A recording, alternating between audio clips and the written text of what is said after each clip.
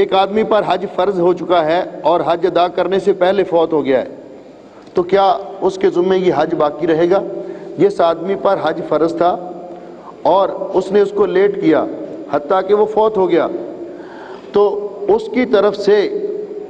اس کا جو ترکہ ہے،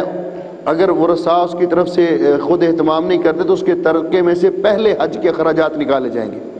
اور کسی ایسے شخص کو، خواہ وہ ورثاء میں سے ہو یا غیر ورثاء میں سے ہو، کسی ایسے شخص کو حج بدل کے لیے بھیجا جائے گا اس کی طرف سے نیابتاً حج کرنے کے لیے جس نے پہلے اپنا حج کیا ہوا ہو۔ رسول اکرم صلی اللہ علیہ وسلم سے ایک عورت نے پوچھا تھا اس کی والدہ کے بارے میں،